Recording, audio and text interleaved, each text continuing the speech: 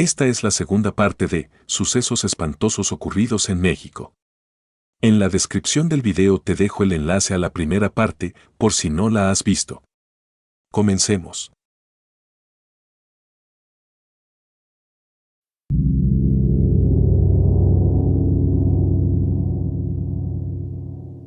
De acuerdo con grabaciones de las cámaras de seguridad, el 25 de agosto del 2011 entre 12 y 14 hombres armados, que viajaban en 4 vehículos, irrumpieron el Casino Royal, ubicado en la avenida San Jerónimo, al poniente de Monterrey.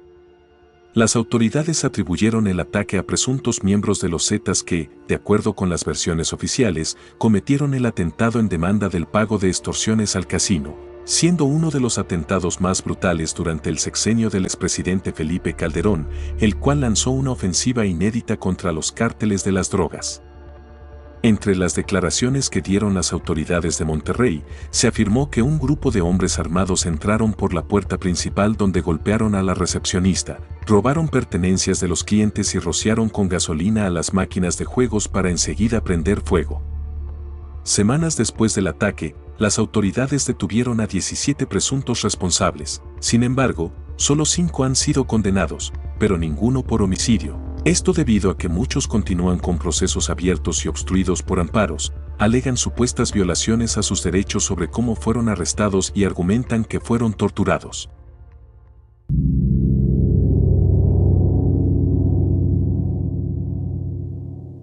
El incendio del Centro de Migrantes de Ciudad Juárez tuvo lugar en la noche del 27 de marzo de 2023, cuando ocurrió un incendio en un centro de detención migratoria ubicado en la frontera entre Estados Unidos y México en Ciudad Juárez, Chihuahua.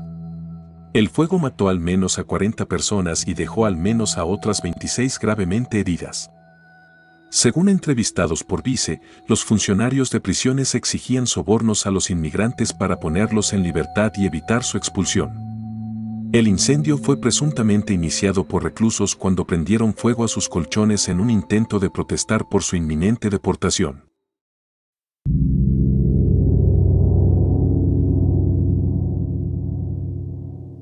La explosión de Hospital Materno de Coajimalpa fue una explosión ocurrida el 29 de enero de 2015 a las 7:15 horas, hora local, causada por una fuga de gas de un camión que abastecía al hospital.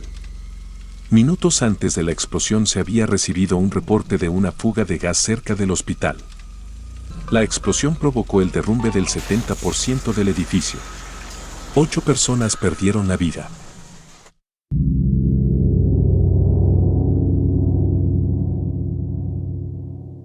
La primera masacre de San Fernando, conocida fuera de México como Masacre de Tamaulipas, aunque en ese estado se han cometido otros asesinatos masivos, fue un crimen cometido por los Zetas entre el 22 y 23 de agosto de 2010 en el ejido de El Huizachal del municipio tamaulipeco de San Fernando, México. Los 72 ejecutados, 58 hombres y 14 mujeres, fueron en su mayoría inmigrantes provenientes de Centro y Sudamérica, asesinados por la espalda, para posteriormente ser apilados y puestos a la intemperie. Las primeras investigaciones señalan que fueron asesinados porque luego de ser secuestrados, no pagaron el dinero que les exigían para dejarlos libres y también se negaron a formar parte del grupo criminal. Para el 8 de octubre de 2010, se habían reconocido 50 de los 72 cuerpos, 21 hondureños, 14 salvadoreños, 10 guatemaltecos, un ecuatoriano y 4 brasileños.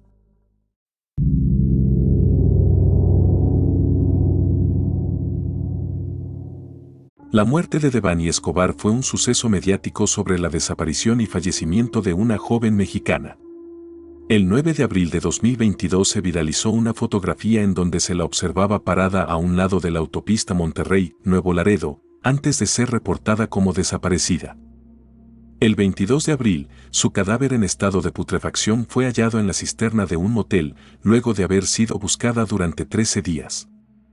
Alrededor de las 11 de la noche del viernes 8 de abril de 2022, Escobar salió de su casa para ir a una fiesta a la que fue acompañada por 2 amigas, Saraí, a quien conocía 3 meses atrás, e Ivone, a quien conoció esa noche. Cerca de las 23:30, las 3 llegaron en un taxi de plataforma digital a una reunión en la calle Simón Bolívar, en el centro de San Nicolás, lugar en donde además fueron a una tienda de autoservicio a comprar una botella de vodka y otros artículos para acompañar la bebida.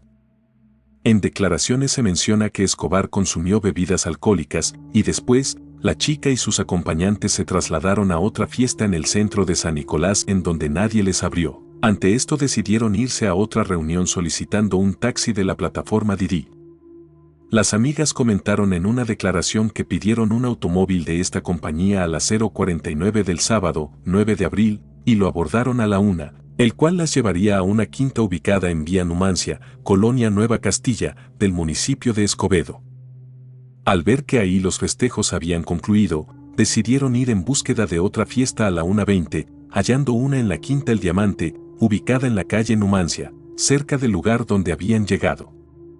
A pesar de que el organizador de la celebración no las conocía, les permitió la entrada y en algún momento de la 1:30 Escobar salió de la misma y tuvo una confrontación con algunos invitados del lugar, quienes comentaron que se encontraba en estado de ebriedad.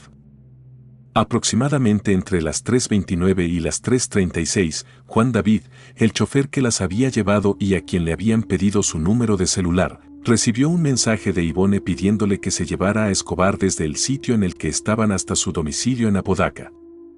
El hombre aseguró que tanto la chica del mensaje como Saraí le pidieron que solo recogiera a Devani porque estaba alcoholizada. Durante el transcurso de las 3:54, fue recogida por David y en las declaraciones que realizó, señaló que la joven se comportó de forma agresiva y quería regresar a la fiesta. Por medio de mensajes, el automovilista le pidió ayuda a sus amigas al percatarse que la dirección de la casa de Escobar era equivocada, siendo las 4:25, la chica decidió bajarse del coche sobre el kilómetro 15.5 de la carretera Vía Numancia y Vía a Nuevo Laredo en la colonia Nueva Castilla, quedándose de pie a un lado del asfalto. Escena que fue fotografiada por el conductor a las 4:26 y enviada a las chicas que la acompañaban, mismas que respondieron diciendo, gracias, pero no sabemos qué hacer, añadiendo que Devani estaba insoportable, y les había pegado y mordido. En mensajes intercambiados entre las jóvenes y David, le dijeron que la muchacha había tomado bastante y que inclusive estaban tratando de localizar a su mamá por celular, pero no contestaba, a lo que el chofer replicó diciéndoles que él también le dijo que le marcara, pero ella le comentó que no tenía pila en el teléfono. Ofreciéndole que lo cargara en el auto, ella le contestó con groserías diciendo que le valía. Comenzó a deambular caminando sobre el camellón de la carretera donde se bajó y fue captada cruzando la calle a las 4:29 por las cámaras de seguridad de una empresa de transporte llamada Alcosa, donde posiblemente tenía pensado pedir ayuda, pero no lo hizo, ni tampoco ingresó a pesar de llegar a la entrada y asomarse a la caseta del sitio. Siguió caminando hasta llegar a un motel de nombre Nueva Castilla a las 4:33, donde fue captada por dos cámaras, una dentro de un restaurante fuera de servicio contiguo al motel, mismo en el que se le vio correr en los alrededores, y otra que se encontraba en la caseta de cobro del establecimiento, por donde entró corriendo. Esta última grabación marcaba las 4:35, pero de acuerdo al DVR que se aseguró por la fiscalía, se mostró un desfase de 2 minutos adelante. En ninguna de las dos se apreció que alguien la estuviese persiguiendo. Finalmente, a las 4:56, aunque en realidad eran las 4:54 porque esta cámara igual estaba desfasada, aún sin observarse que alguien la siguiera, es grabada caminando hacia la zona de cisternas cercanas al restaurante sin servicio. La construcción de ese establecimiento era circular por lo que le tuvo que dar toda la vuelta para llegar ahí, después de esto no se volvió a saber de ella. Esa área estaba delimitada por una barda de 2.6 metros con protección de alambre de púas en los bordes, sin salidas a la calle ni acceso a vehículos. Otra barda que separaba las cisternas tenía menos altura con solo 2.20 metros y del lugar donde Escobar fue captada por última vez al primero de 3 depósitos de este tipo que había en el motel, 2 de los cuales estaban abiertos, existía una distancia de 11.79 metros. Mario Escobar reportó ante la FGEN la desaparición de su hija. En redes sociales y medios de comunicación comenzó a circular la ficha de búsqueda de la muchacha, acompañada de la fotografía tomada por el chofer.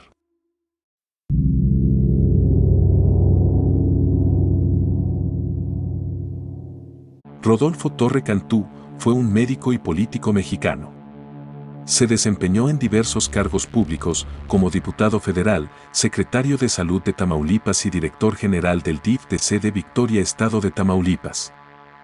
Fue el candidato a la gubernatura de Tamaulipas por la coalición Todos Tamaulipas hasta el 28 de junio de 2010, cuando fue asesinado por el crimen organizado.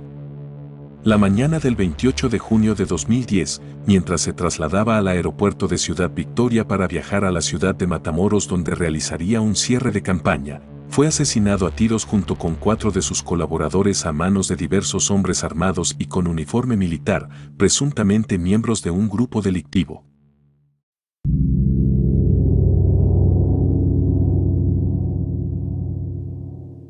La muerte de Paulette Barra fue un suceso mediático sobre la desaparición y fallecimiento sospechoso de una niña mexicana de 4 años de edad. Paulette presuntamente se extravió de su recámara la madrugada del 22 de marzo de 2010. Su familia comenzó una campaña de búsqueda a través de televisión, anuncios y redes sociales. El cadáver de la infante apareció en su propia habitación la madrugada del 31 de marzo, siendo hallada en estado de putrefacción y envuelta en las sábanas de su cama entre el colchón y los pies de la misma. En ese lugar, su madre dio entrevistas, expertos de diversas agencias habían entrado, algunos incluso con perros entrenados para localizar el paradero de la niña, e inclusive una amiga de la mamá de Paulette durmió en su cama sin percatarse de los restos. Su muerte fue declarada como accidente y se concluyó que había fallecido durante la noche después de que se volteara sobre la cama y terminara a los pies de esta, muriendo por asfixia descrita como asfixia mecánica por obstrucción de las cavidades nasales y compresión tórax abdominal. Fue sepultada en el Panteón Francés de San Joaquín ubicado en Ciudad de México en 2010 antes de que sus restos fueran exhumados y cremados el 3 de mayo de 2017.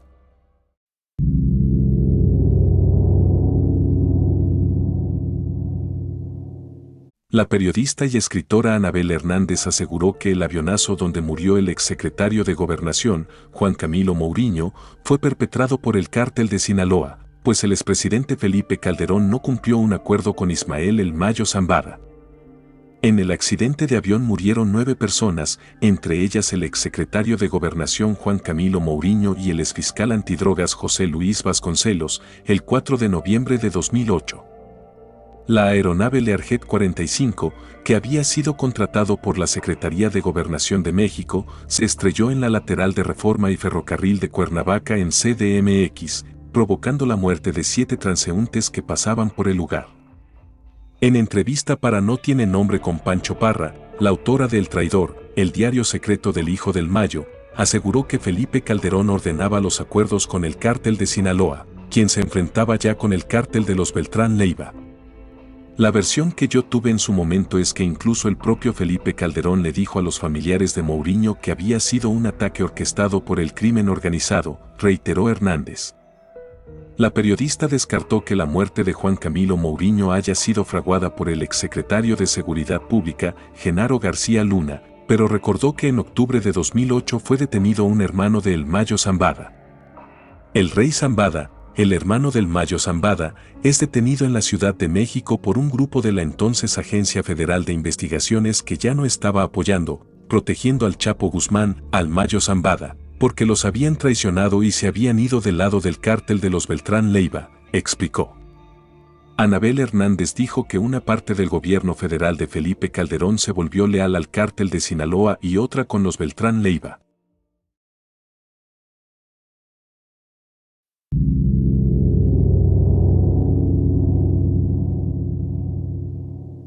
Luis Donaldo Colosio Murrieta fue un político y economista mexicano, miembro del Partido Revolucionario Institucional, PRI, que se desempeñó como diputado, senador, presidente del partido y titular de la Secretaría de Desarrollo Social de México. Fue candidato a la presidencia de México por el PRI hasta su asesinato. Luego de un inicio de campaña afectado por los efectos del levantamiento del Ejército Zapatista de Liberación Nacional en Chiapas, el 1 de enero de 1994, Luis Donaldo Colosio Murrieta llegó el 23 de marzo de ese mismo año, alrededor de las 16:05, tiempo del Pacífico, al aeropuerto Abelardo L. Rodríguez de la ciudad de Tijuana, Baja California. El primer lugar por visitar sería la colonia popular Lomas Taurinas, uno de los muchos asentamientos irregulares en la ciudad de Tijuana. En una explanada en pendiente, sobre la calle La Punta, se colocó un templete improvisado, montado sobre una camioneta. Alrededor de 4.000 personas se reunieron para ver al candidato en el denominado acto de unidad. Participaron 4 oradores locales antes de que Luis Donaldo Colosio cerrara el evento con su discurso. A las 17:08 horas, Colosio bajó del templete y se dirigió a pie a su camioneta rodeado por una reducida escolta personal. A las 17:12 horas, cuando Colosio había caminado unos 13,5 metros en la explanada, uno de los asistentes al mitin penetró el cerco de seguridad. Puso un revólver Taurus calibre .38 cerca del oído derecho del candidato y disparó. Un segundo disparo alcanzó a Colosio en el abdomen, quien cayó al suelo inconsciente, sangrando de la cabeza. En medio de la confusión, el grupo de seguridad capturó a un hombre de 23 años, de complexión delgada, tez morena y pelo rizado, vestido con pantalón de mezclilla y una chamarra negra. Elementos de seguridad levantaron a Colosio y lo llevaron hacia su camioneta. A las 17:20, el candidato ingresó inconsciente al área de urgencias del Hospital General de Tijuana. Se realizaron diversas maniobras encaminadas a tratar de salvar la vida del paciente, pero médica y clínicamente era imposible por la gravedad de la lesión en la cabeza.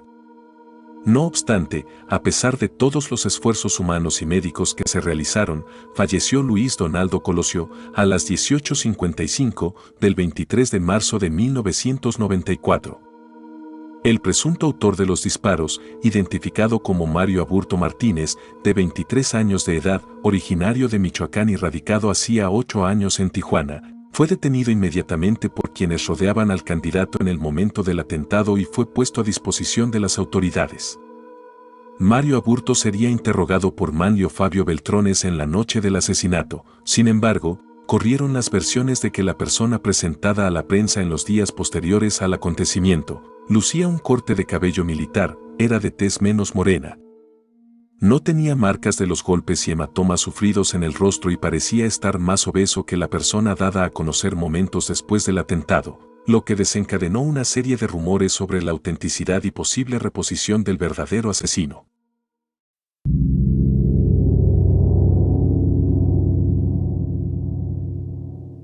Más de 100 personas fallecidas, decenas de edificios derrumbados, incendios aislados y alrededor de 2 millones de personas sin electricidad son las primeras consecuencias del terremoto de magnitud 7,1 que azotó la zona central de México el 19 de septiembre del 2017. El Servicio Sismológico de México reportó primero un sismo de magnitud 6,8 con epicentro en el estado de Puebla, que después fue corregido a magnitud 7,1 en el límite entre los estados de Puebla y Morelos.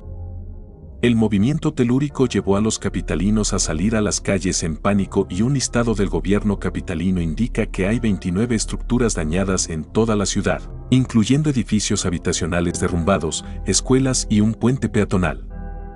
El terremoto se sintió con fuerza en varias zonas de Ciudad de México, desde el centro, el área más afectada durante el sismo de 1985, hasta el sur, más cercano al epicentro. En Xochimilco, una zona de canales acuáticos antes usado para la agricultura, el sismo provocó fuertes olas. En la colonia Roma, el sanatorio Durango fue evacuado y los pacientes se encontraban aglomerados en las aceras.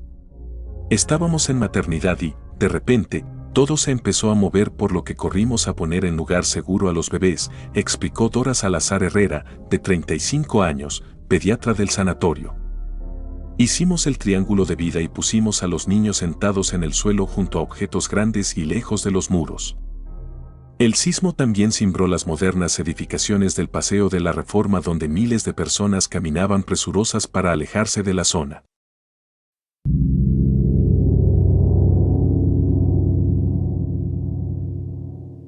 La tragedia de la discoteca Neus de Van fue un suceso ocurrido en un bar-discoteca ubicado en la alcaldía Gustavo Amadero de la Ciudad de México, donde la tarde del 20 de junio de 2008, se produjo una estampida humana en la que 12 jóvenes fallecieron y 16 resultaron con heridas de gravedad.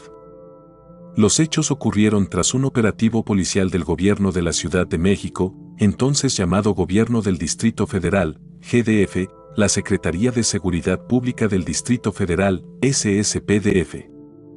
Entonces bajo la titularidad de Joel Ortega Cuevas y la Procuraduría General de Justicia del Distrito Federal, PGJDF, encabezada en el momento por Rodolfo Félix Cárdenas. Entidades que a su vez conformaban el Sistema de Coordinación Policial del Distrito Federal o Unipol, que nació en mayo del 2008 a través del decreto promulgado por el entonces jefe de gobierno del Distrito Federal, capital de México, Marcelo Ebrard Casaubon, además de la delegación Gustavo A. Madero, encabezada en ese momento por Francisco Chigil Figueroa. La versión oficial del caso defendida por el gobierno del Distrito Federal fue que la tragedia ocurrió por una estampida humana ocurrida en la salida del lugar, un pasillo estrecho y una puerta que fue obstaculizada. En tanto, los padres de las víctimas y testigos del operativo denunciaron brutalidad policial. Que la puerta fue obstruida por los propios agentes en combinación con el uso de gas lacrimógeno y que algunos elementos policíacos y cuerpos de emergencia actuaron negligentemente al negar la atención a los heridos y detenerlos aún teniendo lesiones graves. La Comisión de Derechos Humanos del Distrito Federal, CDHDF, acreditó que elementos policíacos de la SSPDF cometieron detenciones arbitrarias, abusos sexuales, vejaciones y brutalidad policíaca, así como irregularidades en los procesos de dictaminación forense y entrega de los cuerpos de los fallecidos. Dilación de procesos judiciales y obstaculización de la labor de medios de comunicación, publicando incluso un video editado sobre los hechos, y de defensores y observadores de derechos humanos.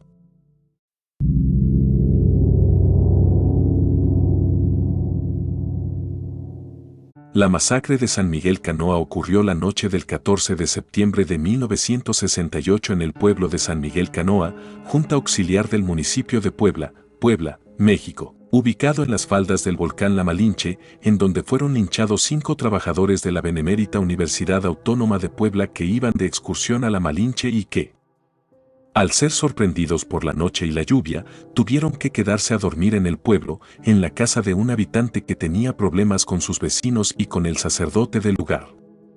De acuerdo a varias versiones, los habitantes del pueblo, instigados por el sacerdote, acusaron a los jóvenes de ser comunistas y de intentar instalar una bandera rojinegra en la iglesia del lugar en el contexto del movimiento estudiantil de 1968, a 2 semanas de que ocurriera la masacre de Tlatelolco. Días antes de la llegada de los montañistas, el sacerdote había lanzado un discurso inflamatorio, habló de comunistas que con su bandera roja como el infierno, negra como el pecado insultaban a Dios y a la patria. Aseguraba que pronto llegarían a San Miguel a despojar a sus habitantes y a prohibir la religión. Los habitantes del pueblo fueron despertados y, armados con machetes, palos y antorchas, se dirigieron a la casa en donde estaban hospedados los jóvenes y asesinaron a 2 de los 5 empleados, así como al dueño de la casa y su hermano. A más de 50 años de lo ocurrido en San Miguel Canoa, al igual que en esa época, hoy la justicia es la misma porque tanto el sacerdote Enrique Mesa Pérez como los señalados del múltiple homicidio, autores intelectuales y materiales, no recibieron su castigo, acusa Julián González Báez, único sobreviviente del linchamiento.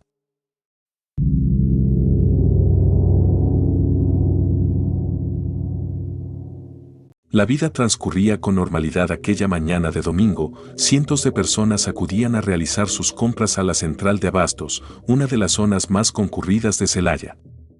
Poco antes de las 10 de la mañana, un incendio en una de las vitrinas que exhibía fuegos pirotécnicos en el interior de la abarrotera Celaya ubicada en la esquina de las calles Antonio Plaza y Felipe Ángeles, alertó a los empleados quienes la metieron al baño del negocio.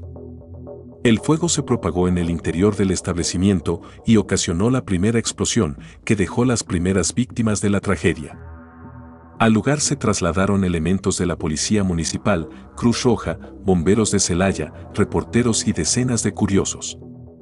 Sin conocer que en el lugar se almacenaban casi 8 toneladas de artículos fabricados con pirotecnia, cuerpos de emergencia realizaban su labor cuando vino una segunda explosión alrededor de las 10:20 de la mañana. Esta explosión dejó la mayor cantidad de víctimas mortales, otras fueron lanzadas a varios metros de distancia y varias quedaron mutiladas entre los escombros en medio de la demolición de los locales de la zona. Las personas corrían despavoridas tratando de huir de lo que parecía una zona de guerra o intentando llegar al lugar de la tragedia para buscar a sus familiares o amigos. Antes de las 11 de la mañana ocurrió una tercera explosión que provocó daños materiales y minutos después otros 2 estallidos de menor intensidad.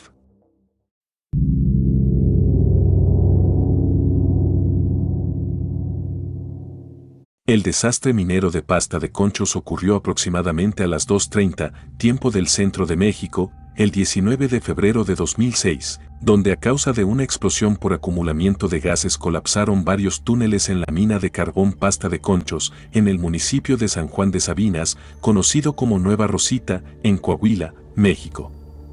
Un total de 65 mineros, pertenecientes al turno de las 22 hasta las 6, quedaron atrapados por la explosión. La información acerca de la profundidad a la que se encontraban atrapados los mineros es contradictoria. Por un lado, el Sindicato Nacional de Trabajadores Mineros, Metalúrgicos informó que los mineros se encontraban atrapados aproximadamente a 490 metros. Dentro de un túnel horizontal de 1.6 kilómetros de largo, mientras que la compañía minera Grupo México realizó declaraciones indicando que los mineros se encontraban a unos 150 metros bajo tierra. Luego del desastre solo se pudieron rescatar los restos humanos de 2 trabajadores, uno prácticamente en la entrada, que murió quemado por la onda expansiva, y otro más a unos 100 metros de profundidad, a la altura del primer derrumbe, pero sin quedar enclaustrado.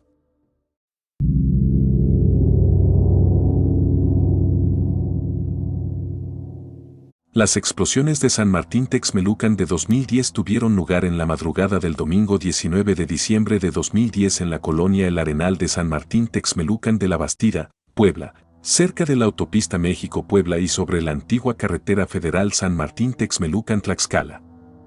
El desastre afectó también a colonias aledañas y al río Atoyac. La causa de las explosiones y el posterior incendio fueron las tomas clandestinas de combustible que provocaron el derrame de miles de litros de combustibles como diésel y combustóleo que se incendiaron provocando una tragedia, en la que perecieron 30 personas, 52 heridos, 200 refugiados y daños en al menos 80 viviendas.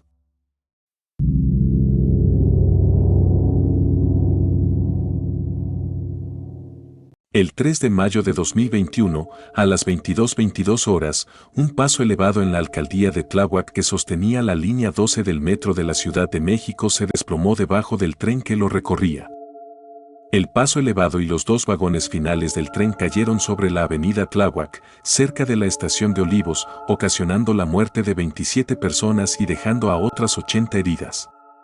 Este accidente se convirtió en el más mortífero del metro en casi 50 años.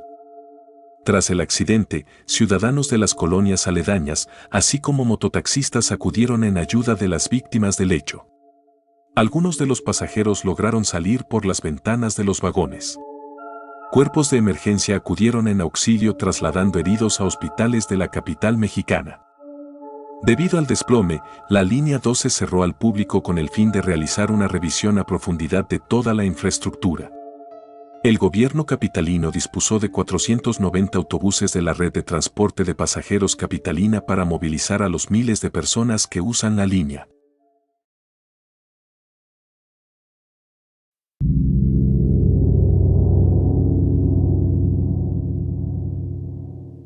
El terremoto de México de 1985 tuvo lugar el jueves 19 de septiembre de dicho año. Inició a las 7:17 horas y alcanzó una magnitud momento igual a 8.11. El epicentro se localizó en el Océano Pacífico, frente a la costa del estado de Michoacán, muy cerca del puerto de Lázaro Cárdenas, cerca de la desembocadura del río Balsas, límite natural entre los estados de Michoacán y Guerrero, con una magnitud de 8.1 y una duración de 2 minutos. El sismo afectó la zona centro, sur y occidente de México, en particular a la Ciudad de México, donde se percibió a las 7:19 horas debido al arribo de la onda sísmica. Ha sido el más significativo y dañino en la historia escrita de los movimientos telúricos del país. La réplica acontecida un día después, la noche del 20 de septiembre, también tuvo gran repercusión para la capital al colapsar estructuras reblandecidas un día antes. Ante la carencia generalizada en el país de una cultura de protección civil, de protocolos de acción y de recursos de toda índole para las grandes catástrofes y debido también a lo generalizado de la inacción y a la minimización de las consecuencias por parte del gobierno, encabezado a nivel federal por el entonces presidente Miguel de la Madrid Hurtado, la situación vivida en las 48 horas siguientes al sismo fue de un caos generalizado, que se palió considerablemente cuando la propia sociedad civil comenzó a autoorganizarse en las acciones de rescate y asistencia de las víctimas y los damnificados.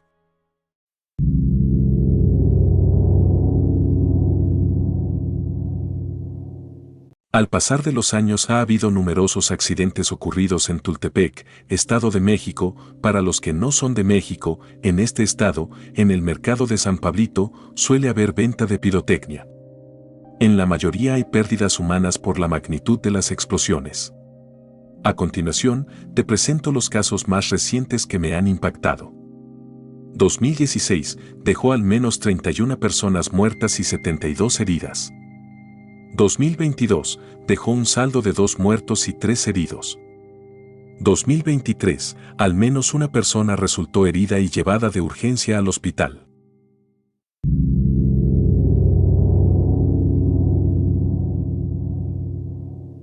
La explosión en Tlahuelilpan fue la explosión de un oleoducto en la ciudad de Tlahuelilpan, en el municipio homónimo en el estado de Hidalgo, México, el 18 de enero de 2019.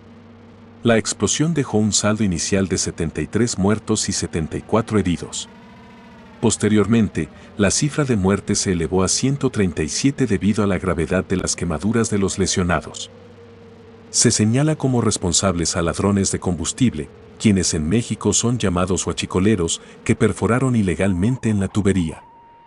La explosión fue particularmente mortal debido a una multitud de personas congregadas en la escena para robar combustible. Fuerzas de seguridad trataron de persuadir a los presentes que se alejaran de la escena, pero eran superadas en número y decidieron no actuar contra los civiles por temor a causar una confrontación violenta. La fuga se notificó a las 17:04 horas y explotó a las 19:10 horas. Las personas que respondieron tardaron unas 4 horas en apagar el fuego.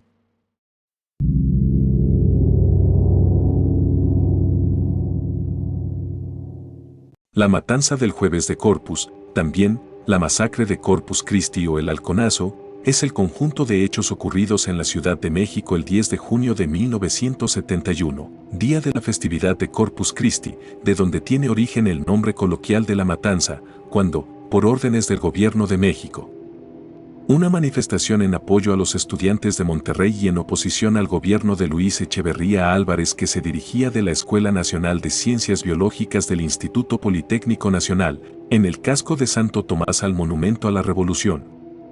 Fue reprimida violentamente por un estimado de 1,000 integrantes del grupo paramilitar al servicio del Estado llamado Los Halcones, apoyados por servidores públicos del Departamento del Distrito Federal, la Policía de la Ciudad de México, su agrupamiento de granaderos, así como agentes de la Dirección Federal de Seguridad de la Secretaría de Gobernación, la Policía Federal de Caminos y soldados del Estado Mayor Presidencial del Ejército Mexicano en la calzada México-Tacuba al cruce con la Avenida de los Maestros, en la colonia Tlaxpana de la Hoya Alcaldía Miguel Hidalgo, en la Ciudad de México.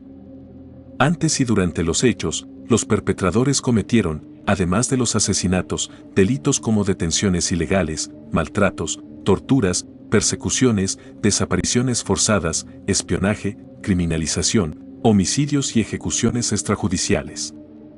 El Estado coercionó la libertad de expresión y sostuvo a través de los medios masivos de comunicación controlados por el gobierno una campaña de desprestigio y descrédito a la oposición del gobierno echeverrista y la pretensión de la colocación de la versión oficial en la sociedad que ponía, en oposición, al gobierno como una víctima de los hechos. En la matanza fueron asesinados a tiros y a golpes más de 225 personas, en su mayoría jóvenes estudiantes manifestantes de entre 14 y 22 años contando participantes del movimiento de 1968, así como testigos de los hechos. Los perpetradores dejaron, además, un número indeterminado de heridos incluyendo a periodistas y fotógrafos de México y otros países, con el fin de que los hechos no fueran conocidos o registrados. y participantes de la marcha que fueron salvados de la muerte por vecinos de las colonias aledañas. Un hogar para nosotros, Santo Tomás, Agricultura. Plutarco Elías Calles, Tlaspana, Santa Julia, Atlampa, Tlatilco, San Rafael y Santa María la Ribera, colonias hasta donde se extendió la persecución y los hechos de violencia la noche del 10 de junio. Otros heridos identificados como participantes de la marcha fueron asesinados, rematados o secuestrados por halcones y miembros de la DFS mientras se encontraban en atención en hospitales cercanos como el Rubén Leñero. 20 años después, la Fiscalía Especial para Movimientos Sociales y Políticos del pasado atribuyó la responsabilidad intelectual de la matanza al entonces presidente del país, Luis Echeverría Álvarez, quien buscaba dar con la matanza un escarmiento a sus opositores de izquierda e involucró a su círculo cercano como el secretario de Gobernación, Mario Moya Palencia, el secretario de la Defensa Hermenegildo Cuenca Díaz y el director del EMP, Alfonso Corona del Rosal, así como el entonces regente de la Ciudad de México, Alfonso Martínez Domínguez, y el jefe de la policía, el también militar Rogelio Flores Curiel. Fue activa la asesoría del gobierno de los Estados Unidos en el entrenamiento de oficiales de primer orden a cargo del grupo paramilitar y de la Agencia Central de Inteligencia, CIA, quien tuvo conocimiento permanente de los hechos. Igualmente, el gobierno realizó un registro documental de la matanza a través de la Dirección General de Investigaciones Políticas y Sociales de la Secretaría de Gobernación.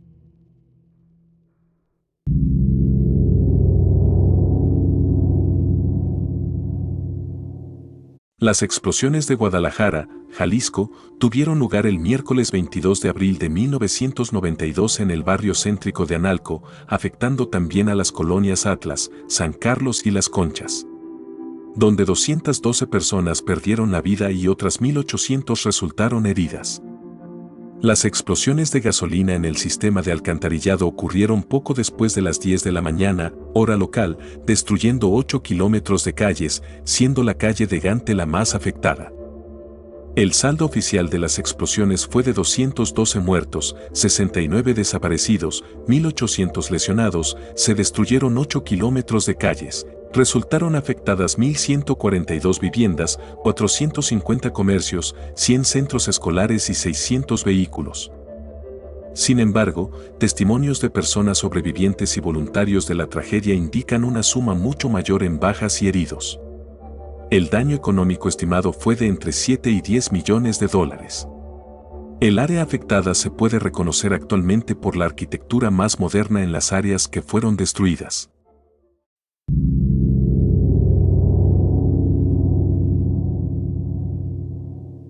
El incendio de la guardería ABC ocurrió el 5 de junio de 2009 en Hermosillo, Sonora, México. En el incendio fallecieron 49 niños y 106 resultaron heridos, todos de entre 5 meses y 5 años de edad. Ocurrió al propagarse un incendio de una bodega contigua del gobierno del estado de Sonora, siendo gobernador del estado Eduardo Bors Casteló y la presidencia de Felipe Calderón Hinojosa y alcalde de Hermosillo en ese entonces Ernesto Gándara Camó. De un total de 19 funcionarios involucrados inicialmente según la Suprema Corte de Justicia mexicana, inicialmente no había ninguna persona bajo proceso judicial por el hecho, ya que todos habían sido exonerados, hasta que posteriormente por las presiones sociales han sido condenados 21 de 22 inculpados por la justicia mexicana. De acuerdo a la versión oficial, el incidente ocurrió aproximadamente a las 15 cuando en la guardería los niños dormían la siesta y en la bodega se sobrecalentó un sistema de enfriamiento de la bodega que resguardaba 5 toneladas de documentos, placas vehiculares y 3 vehículos. El sobrecalentamiento fundió el aluminio del motor del sistema, lo que provocó que fragmentos en llamas cayeran sobre lo archivado. El incendio se generalizó en la bodega y se propagó a la estancia infantil, en la que se encontraban 176 niños resguardados y aproximadamente 50 empleados. Las llamas fundieron el poliestireno aislante del techo de la guardería y el fuego, así como vapores tóxicos, invadieron el área. Testigos presenciales afirman haber escuchado una explosión y luego el inicio del fuego y una densa columna negra de humo, lo que alertó y animó a quienes se encontraban cerca a acudir al lugar, entre ellos negocios cercanos como una gasolinería ubicada en contraesquina. La falta de detectores de humo, extintores y salidas de emergencia adecuadas, así como la rapidez del incendio por los materiales inflamables con la que se construyó la bodega, provocaron los fallecimientos de los infantes, la mayoría por asfixia.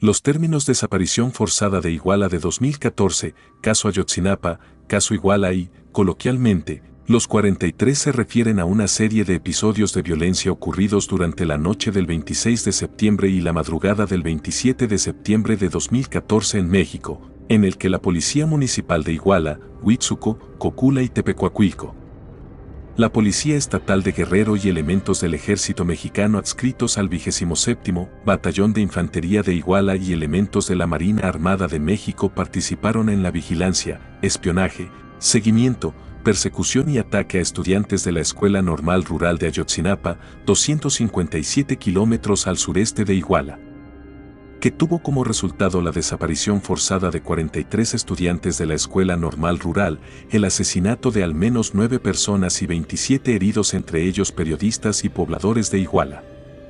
Todo ello con la vigilancia activa del Ejército Mexicano, el Centro de Investigación y Seguridad Nacional, CISEN, ahora Centro Nacional de Inteligencia, CNI, y la Policía Federal, PF, hoy integrada a la Guardia Nacional. Debido a la participación de representantes del más alto nivel del Gobierno de México, a la colusión de los mismos con el crimen organizado, a la supervisión y vigilancia en activo mientras transcurrían los hechos. La negligencia y la omisión en la investigación y persecución del mismo, especialmente con la creación de una conclusión apócrifa al caso llamada verdad histórica, el caso fue un crimen de Estado. A lo largo de la investigación del caso han fallecido o han sido asesinadas 26 personas más.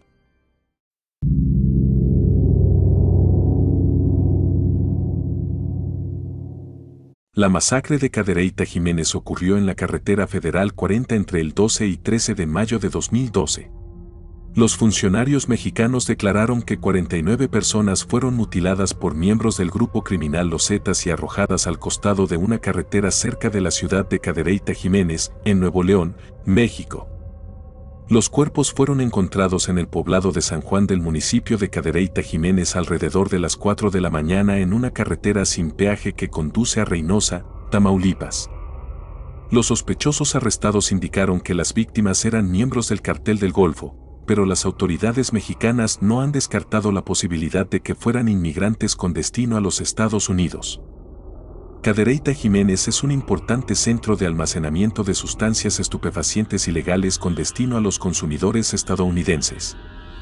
Los pozos y ductos de gas natural que atraviesan Cadereyta y la frontera entre Estados Unidos y México también han sido los más explotados por los ladrones, suministrando gasolina y otros recursos naturales al AMPA criminal de México. Los pequeños pueblos y comunidades aisladas de Nuevo León han sido atesorados durante mucho tiempo por los delincuentes. Las organizaciones delictivas han estado luchando por el control territorial de las rutas de contrabando a los Estados Unidos, y esta masacre puede ser el último golpe en una creciente guerra de intimidación entre bandas de narcotraficantes. Además, el descubrimiento parece hacerse eco de varios otros eventos de asesinatos en masa en los que los cárteles de la droga han dejado grandes cantidades de cadáveres en lugares públicos como advertencia a sus rivales. Las autoridades han culpado de gran parte de la violencia a los Zetas, un cártel originalmente creado por excomandos que desertaron del ejército mexicano en la década de 1990, y al Cártel de Sinaloa, una organización originalmente encabezada por Joaquín Chapo Guzmán.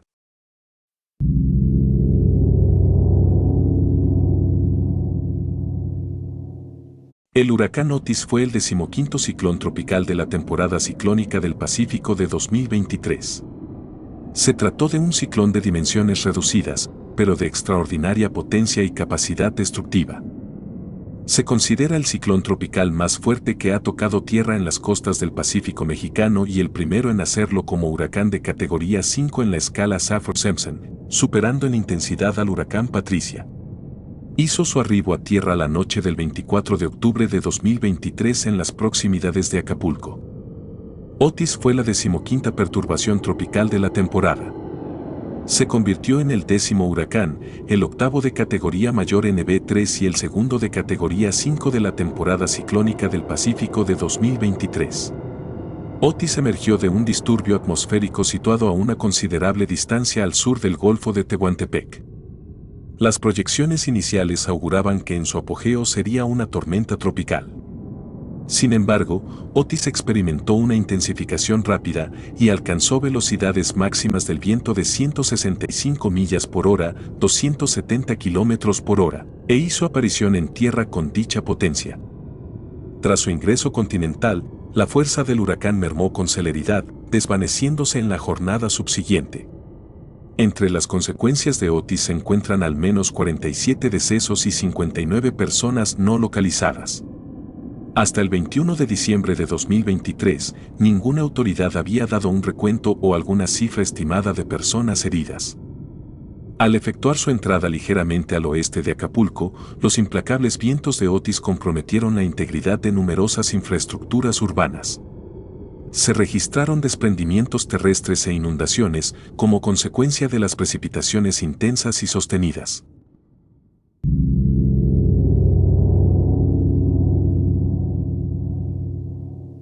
Se conoce como Masacre de Tlatelolco, Matanza de Tlatelolco o Matanza del 2 de octubre a los hechos del 2 de octubre de 1968 durante un mitin llevado a cabo por estudiantes en la Plaza de las Tres Culturas, ubicada en la unidad habitacional Nonoalco Tlatelolco, en la Ciudad de México.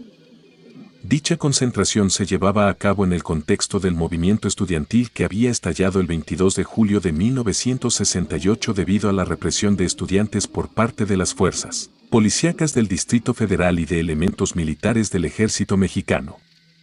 Tras una riña entre alumnos de las vocacionales 2 y 5 del IPN y de la preparatoria Isaac Ochoterena, incorporada a la UNAM, los asistentes al mitin fueron atacados por elementos del Ejército Mexicano y por miembros del grupo paramilitar denominado Batallón Olimpia, el cual, según se sabría años después, era conformado por miembros del Estado Mayor Presidencial. Días después del ataque, el gobierno y los medios de comunicación en México afirmaron que las fuerzas gubernamentales habían sido provocadas por los manifestantes que les disparaban. Sin embargo, los documentos oficiales publicados desde el año 2000 sugieren que los tiradores habían sido empleados por el gobierno. En 1968 Fernando Gutiérrez Barrios, jefe de la Dirección Federal de Seguridad, por sus siglas, DFS, informó que 1.345 personas fueron arrestadas. Por otro lado, investigaciones recientes como la realizada por Kate Doll, analista de política estadounidense en América Latina e investigadora en el Archivo Nacional de Seguridad, documentan la muerte de 44 personas. No obstante, las estimaciones de víctimas durante el movimiento estudiantil han variado conforme a las nuevas investigaciones y el acceso a los documentos históricos de la época, por lo que aún no es posible contar con una cantidad definitiva, aunque algunas fuentes señalan que la cantidad real de muertos, solo el 2 de octubre, oscila entre 300 y 400, con testigos presenciales informando de cientos de muertos.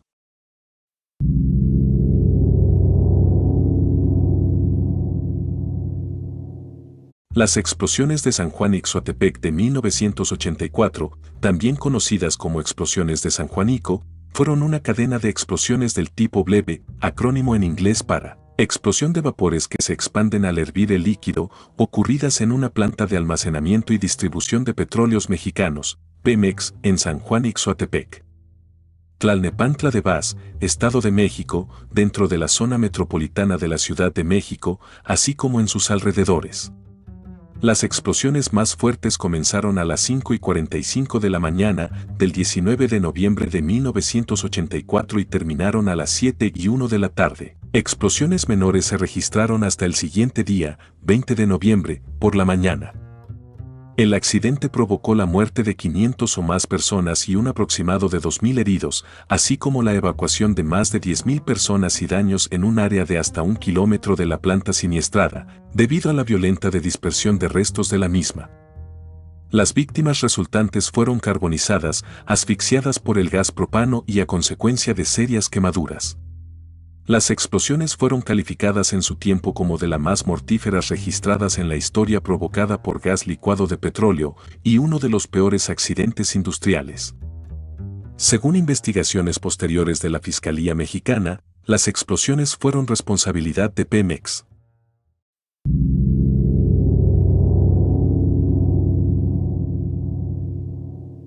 La guerra contra el narcotráfico en México, comúnmente llamada guerra contra el narco, es un conflicto armado interno en México librado por el Estado mexicano en contra de los cárteles que controlan diversas actividades ilegales, principalmente el narcotráfico, y en el que participan además grupos de autodefensa popular y comunitaria conformados por civiles.